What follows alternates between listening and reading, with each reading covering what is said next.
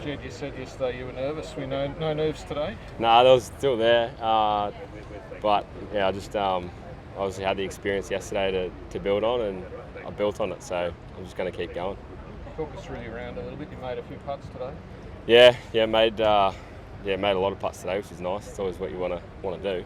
They don't always go in, but today they did, which was nice. And started off relatively slow again, but towards the middle of the round and towards the end, built on it, which is good, and posted a nice score. Pretty happy. Is there a moment where you kind of felt like you had the line here? I had what, sorry? Is there a moment where you sort of, you were right? Nah, not really, to be honest. The 3 putts kind of went in 16, 17, 18. Actually, I hit it pretty close on those, so they went in, and I don't know, I just kept building on that, and I held a putt on my 11th hole and just, kept going. Ted, you've got a comfort zone on this golf course, obviously. You remember here you won the Australian Amateur. Yep. Here.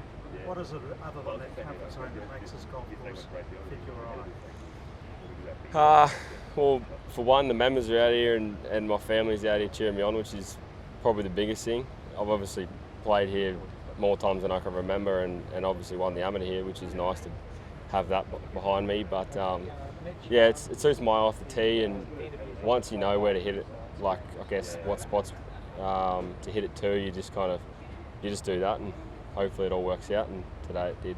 Was there a shot today that sticks out in your mind? Yeah, I nearly holed it on 17, which was my 8th hole, and I'm just a bit annoyed it didn't go in because I haven't had a hole in one, but it went to about half a foot. It was nice. That was my best one. Are those nerves almost a good thing? Shows you care. Yeah. It gets you up. Jackie McLeod says if he doesn't feel nervous, he never plays good. Yeah. No, he's right. He's spot on. We got similar personalities, he and I think you need emotion to build on. You just feel a bit dull if you don't get any nerves, or you're not scared of anything. So I just think they just raise your level of golf. Is it the same nerves that you felt playing amateur golf, or because you're trying to make money? Is it? The money's obviously a bonus. I try my best not to think about it. I guess the way I look at it is I just want to be paid to do good work, just like everybody else who has a job. So I try not to think too much about the money, but it's obviously a bonus. It adds a smile at the end. Given that you've won such a big tournament in the Australian Amateur here, are you able to take that confidence and also just the feeling to know what you're going to go through over the next couple of days? Yeah, 100%. Yeah. I felt that out there again today, and there's no way to go other than forward. So you just got to keep striding, and hopefully it falls your way. If it doesn't, at least you tried your best. And are there any particular areas of this course that you can target more than any other?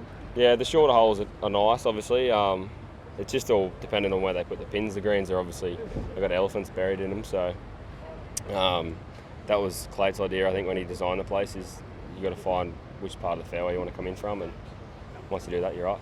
And you've mentioned the fact that you've got members here, obviously family and that as well. What's it like to have big-time golf here in Queensland for such a young Queensland?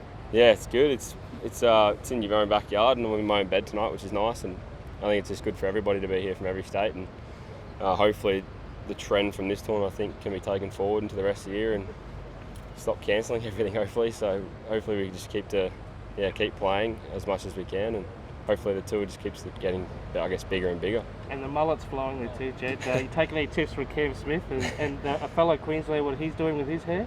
I guess everyone's relating it to that, so I got no words for it, but his is a bit more ratty than mine.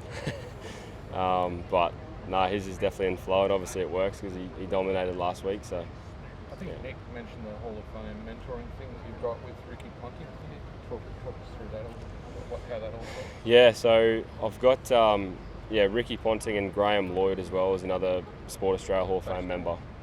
Baseball, so he's been good as well, and the pair of them have just opened up, I guess, their insight into professional sport and just dealing with this type of stuff. And is there any one particular thing that Ricky Ponting has said to you that has really clicked with you on a golf course?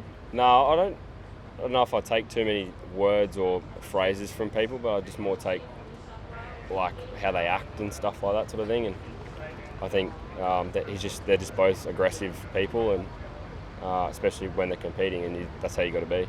What about that fishing trip with Smithy last year? Yeah. Like obviously good fun, but good perspective as well. He's got an awesome look on things, and as I've gotten to know him a little bit more, he continues just to get better with his view on things. He's really good with advice. He's just like pretty smart in terms of how he works and stuff, and doesn't exert really much energy elsewhere apart from where it's important, which is probably the biggest thing I've taken from him. So we're trying to catch some grouper, some big grouper. It was pretty big. Some mahi, some big ones of those, and our sailfish as well. He tried to get one of those, but yeah, we only caught a few snappers. Jed, so Minwoo yesterday said he thought 15 under would be a score to win it. You're a lot, like 14 under. What do you think's going to be needed over the weekend? Oh, I don't know. I didn't know if 14 was really a number that we could get to through 2 rounds, and I'm there, so I just won't put a cap on it. They had 35 under last week on a golf course. That's pretty big and long, and so yeah, there's no number or cap on it, so I'm just going to keep making birdies. Jed, you went to the US this year as an amateur. Was it always your intention to turn pro in November or thereabouts? Yeah, it was. I wanted one more kind of experience overseas trip, and then a couple of tour schools, and then I was always going to come back and turn pro for these events. Yeah. You got a lead of about 5 last time I looked. You start thinking, you allowed yourself to think about winning the tournament? Yeah, I'm definitely thinking about it. It's pretty hard not to if you're leading, so it's part of it. There's plenty of guys ahead of me that have thought about winning and gone on to win, so no reason I can't do it.